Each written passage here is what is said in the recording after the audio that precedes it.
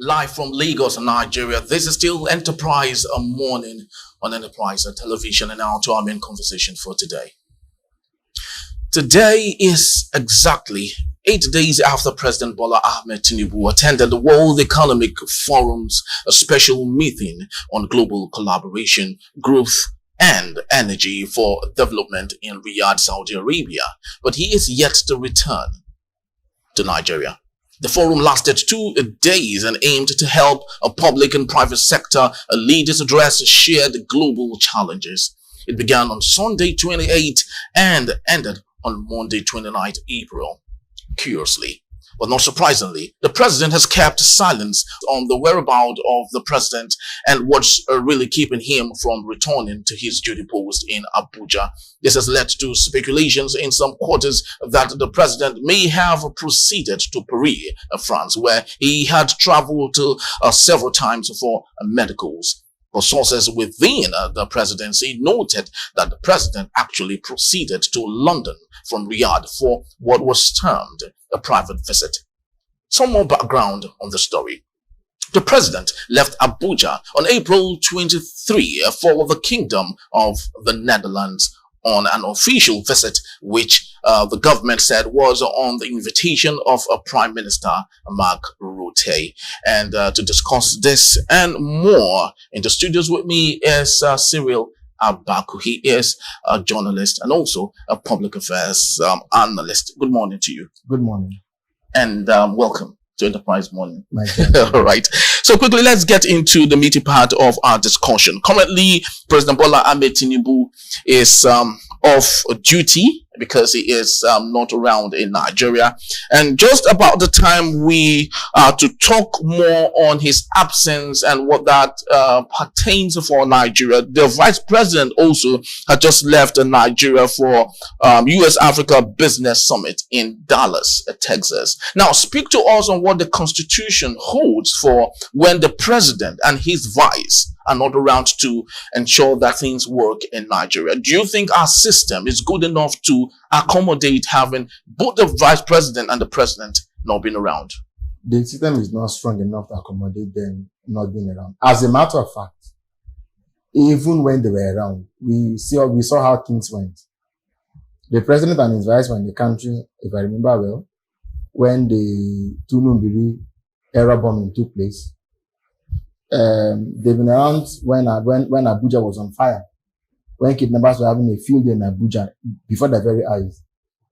So much so that homeowners began to sell off their houses to escape in Abuja, you know. So if even when they were in the country, things were bad. I mean, you were asking against the backdrop of a country in which we can't buy petrol anymore. The president was very much around when petrol scarcity began. He traveled in the face of it. It has not been sorted out. It has not abated. His vice is leaving. So why are they leaving all of this for? The president was around when the price of the dollar shot through the roof. And since then, it has not looked back. You can look at the figures and statistics. A government that is celebrating dollar price came to 1,100 in a black market. It cannot be taken seriously now. So this is the sad reality. Now he's not just not in the country. Where is Mr. President is the question that is on the table. Yes, if it were even whether the president is attending a summit in Morocco and we're asking, should he be going for a summit in Morocco when things are bad in the country, is a different ball game. But where we are now is that the president is in a place no one knows. The last time I think was when he traveled to France. And he didn't quite say what he went to do there. Maybe the law should not, because after the Yaradua episode, there was a law, I think, that the president stayed away from the country for some time. His office could become, I think, could be declared vacant or something like that. But maybe we now need to make it more specific. You cannot just bolt on Nigerians and nobody knows where you are, even for a day or two. Yes, because this brings me to the question, that the United States of America, where it appeared Nigeria, its type of democracy from, the president of America cannot leave the country without incisive detail about where he is going to, how many days he's spending, when he's going to come back, what he's going for, and ours is opposite of the case. Now, you use the word cannot. I will even say will not, because cannot meaning that laws are holding him down, right? But will not, because even the president will not personally, willingly or willfully exploit any loophole in the law to be away like that. When democracy is alive and active, you see the power of systems, of institutions. Congress won't tolerate that from an American president. Even his own party won't take it from him. Even his own aides will walk away from him. Because it will be extremely uncharacteristic of a president to just disappear into thin air. Do you know that while the president was in the Netherlands, news filtered in that the presidential jet with which they traveled had become faulty? Not only that, we even had that even the second jet had also become faulty. Okay? And that the president had to travel to Riyadh on a chartered flight. Now, so there are a lot of questions. What happened to the presidential jet that they just developed for in another country like that? And we're not even being told what the issue could be, what the fix. You talk about America. America is very transparent. They will tell you things because you need to know. Not just you need to know, you have the right to be informed.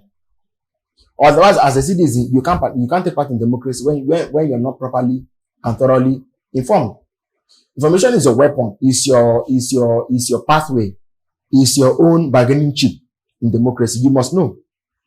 So they said the first one was bad, the second one was being repaired.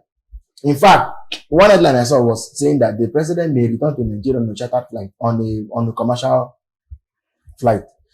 Now, I don't know whether that was even true or false, because as at that time, maybe they were trying to distract attention from the fact that the jets were bad, but the jets being bad won't be enough reason why the president won't come back to Nigeria at the time he should be coming. This president has his own private jet. We can't forget that. I think there was a time when, was it Yaya Jammeh had issues? It was a jet they used to fly Yaya Jammeh. So it's not for the problem of jet. So now we're hearing from second sources that the president is in London or something. This president is not a private citizen. He is common property of all Nigerians, because our taxes pay his bills, our taxes give him food, really.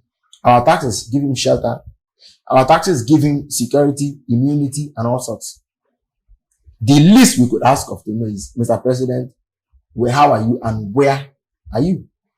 To make that some kind of to now put that behind the wall and try to push Nigerians away. Now, if you even notice, I think it was yesterday that Daily Trust made that its banner story, right, for the Sunday edition.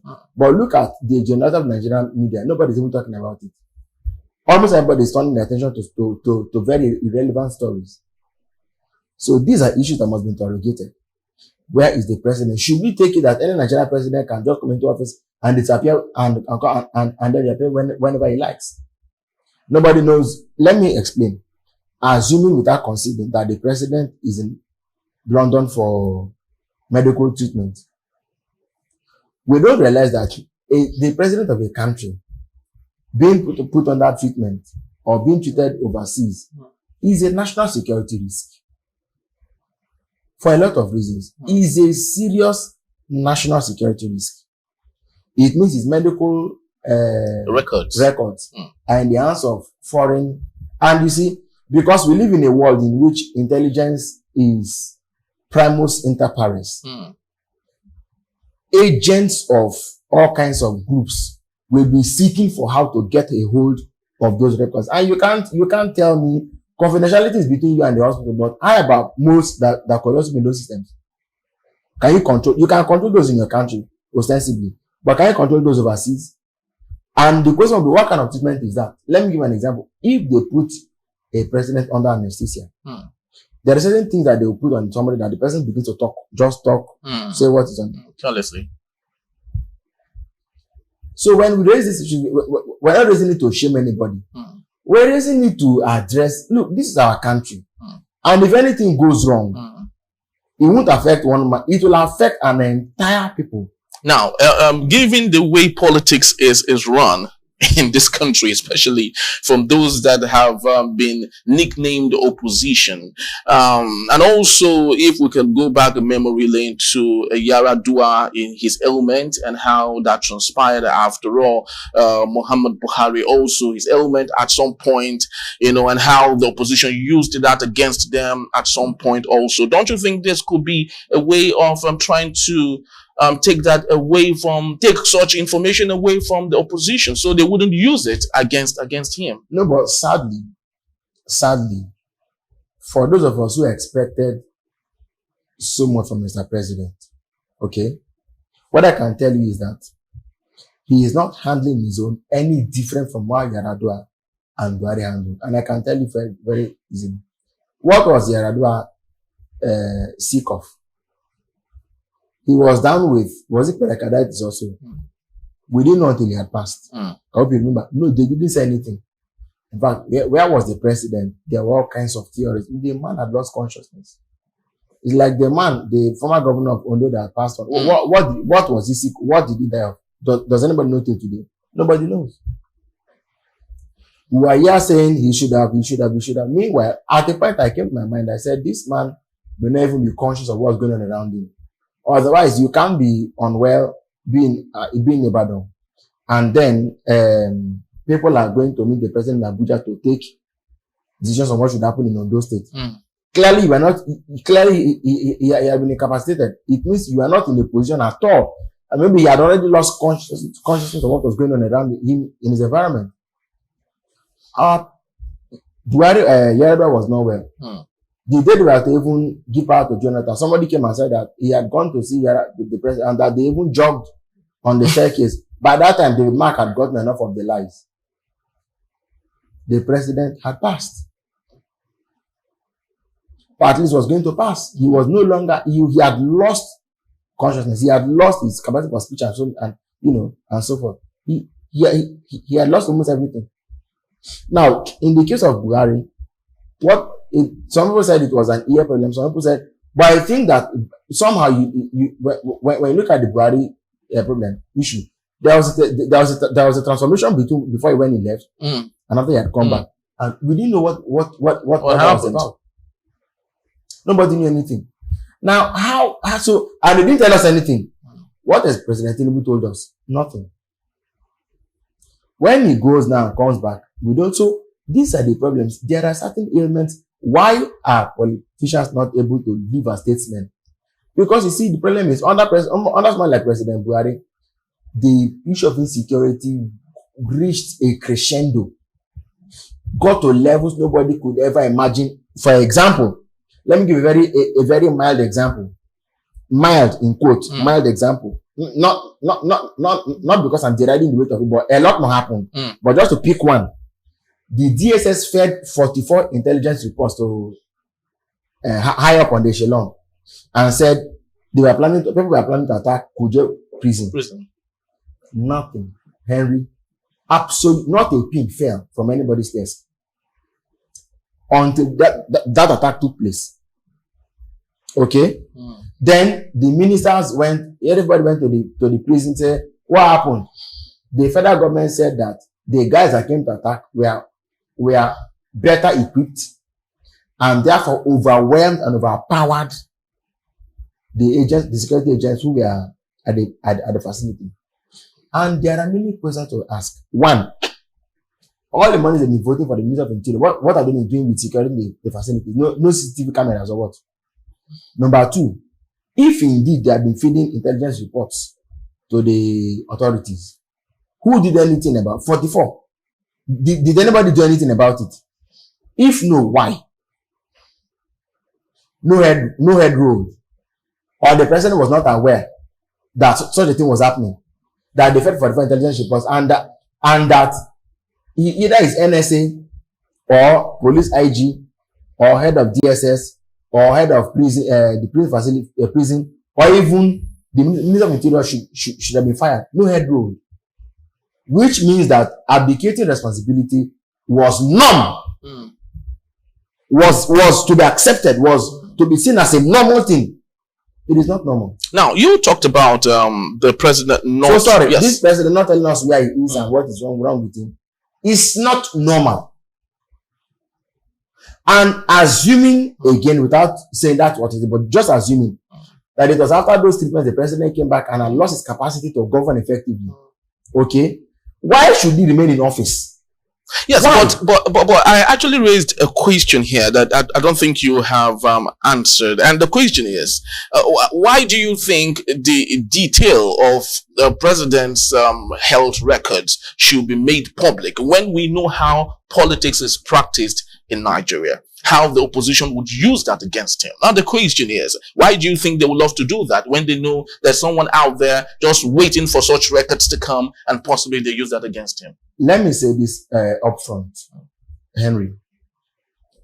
If you understand, it was this current president and his men that mobilized against Riyadh when he was not feeling well. Okay? Said Nigeria group and all these people, they came out, they did all, they said, Riyadh eventually passed. Bless his soul, he passed. Jonathan became president. Subsidy was to go.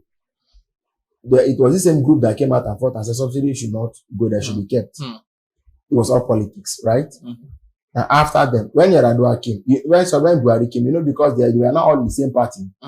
In fact, it was some of them, they were saying, President Buhari, travel now, travel, go and take care of your health, travel, go and take care of your health. The records are there. Henry. Is it now their chief leader, President Tinubu, that they will now hold the account? Are you seeing any uproar anywhere, any outcry anywhere? Any civil society groups calling for any? No, nobody saying anything about it. It has taken only one newspaper to make it a banner story and say, yes. So, I think that largely, there's a problem about even the capacity of citizens and even the media to hold government to account. Largely because the people in government today are those who used to be the main opposition. So they understand all the insight. So the PDP coming now, even they started shouting.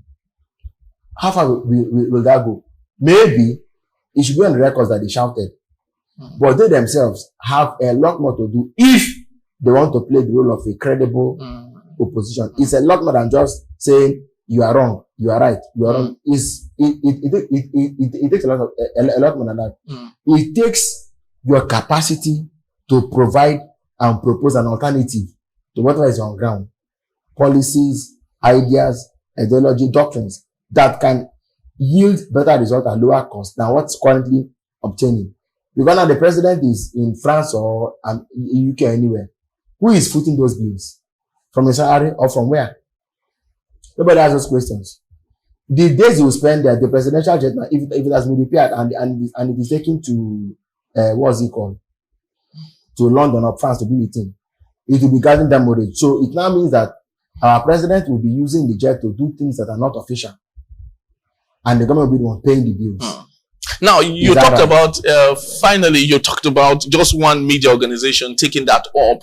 And of course, Enterprise Television, we should be a number 2, equally speaking to this truth. But the question is, do you think the media has lost its ways as agenda, people who should set agendas and get people enlightened on what is trending? I'll answer it this way.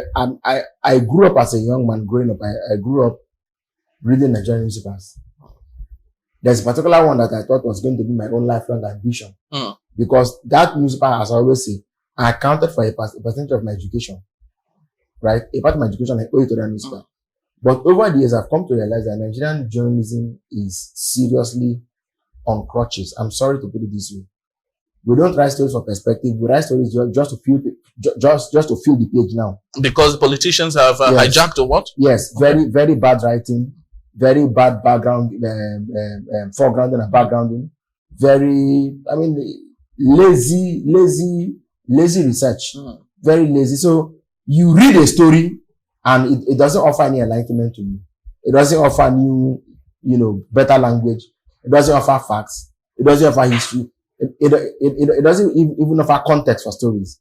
It's just the same. It's like they are writing what you could have thought up on your own in your head. Can lack of press freedom be the cause of this? It's not. Even press freedom is not necessarily given. It ought to be taken.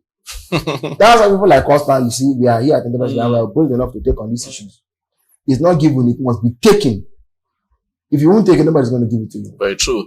Just like it's often said, sickness is inevitable. And once a person is sick, he is sick. But we think that it's very important and germane that the president who represents every Nigerian should at least, have, what it takes to let Nigerians know, what his details are. And so that we can at least know where our president is and possibly, wish him well. I would love to say thank you, Mr. Cyril, for being part of our show today. It was really an decisive discussion with you. I would love to say thank you also you for taking our time to be part of our show today. Please do well to visit our website at www.enterprisetvnews.com. Like, comment, and follow us on all our social media platforms at Enterprise TV7. I am Henry.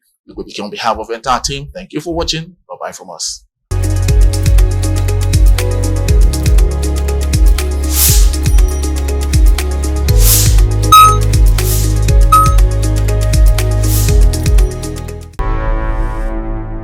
Enterprise TV, a tradition of truth.